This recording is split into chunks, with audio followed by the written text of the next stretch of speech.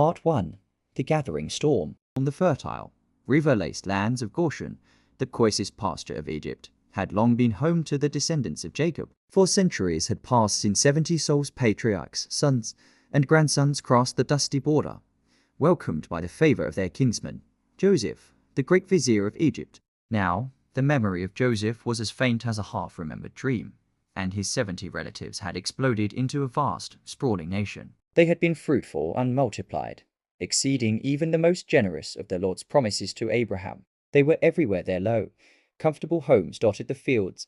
Their flocks outnumbered those of the Egyptians, and their laughter echoed across the canals. They were not merely numerous, they were mighty. And this might became the shadow that fell over the land. The king who did not know Joseph, the epoch of peace shattered with the rise of a new dynasty. The pharaonic line that had favored Joseph was gone, replaced by a king whose heart was cold to history. To him, the bustling Hebrew population was not an asset of skilled shepherds and artisans, but a terrifying vulnerability. Pharaoh, gazing from his window upon the crowded district of Goshen, felt a cold, calculating fear grip him. "Look," he declared to his closest counselors, his voice low and dangerous.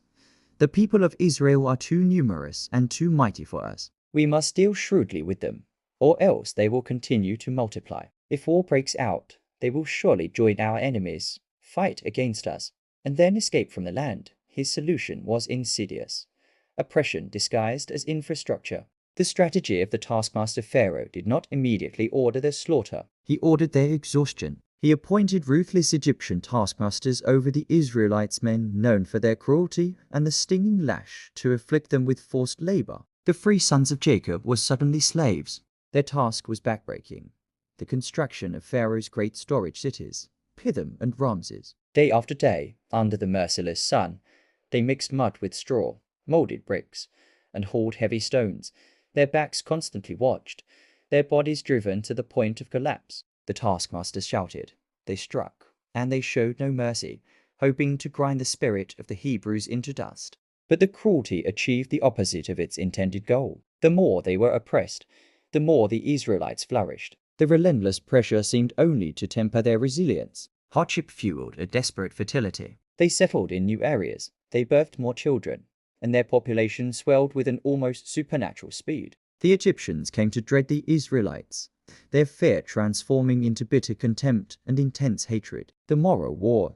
Shiphrah and Puah, frustrated by the failure of forced labor to curb their growth, Pharaoh escalated his campaign from mere oppression to outright, calculated genocide. His next target was smaller, more vulnerable, and tragically essential, the newborn boys. He summoned 2 Hebrew midwives, Shiphrah and Puah. These women were pillars of their community, familiar with every hut and every labor pain in Goshen. Pharaoh's command was simple, delivered with the absolute, chilling authority of a god king. When you attend the Hebrew women in childbirth, look on the birth stool. If it is a boy, kill him. But if it is a girl, she may live. This was not merely a royal decree. It was a test of faith. Shiphrah and Puah were faced with an impossible choice: obey the absolute ruler of the known world and spill innocent blood, or defy him and face certain horrific execution. These 2 women, however, feared God more than they feared Pharaoh. When they went about their work, they let the baby boys live. When the Pharaoh, enraged by the continued sight of healthy Hebrew boys, summoned them again to account for their disobedience, they stood before him, calm and composed. "Why have you done this?" Pharaoh roared, his gilded throne and presence filling the room with menace. "Why have you let the boys live?" The midwives answered, "The Hebrew women are not like the Egyptian women," they explained. "They are vigorous and give birth before the midwife can come to them." The midwives replied that the Hebrew women were too strong and fast for the royal decree to be enforced, appeased the Pharaoh's pride. The Lord, pleased by their courage, kindness, and devotion, dealt well with the midwives, establishing for them houses and ensuring their prosperity. The final, terrifying decree. Yet, the reprieve was short-lived. Pharaoh understood that the midwives had defied him. He had failed to use the Hebrew people's own helpers against them. In a final, terrifying act of desperation, he commanded the entire Egyptian populace, every man, woman, and child, to become an executioner. "Every son that is born to the Hebrews you shall cast into the Nile. But every daughter you shall let live." The air in Goshen grew thick with dread. The cries of labor were now met not with hope, but with terror.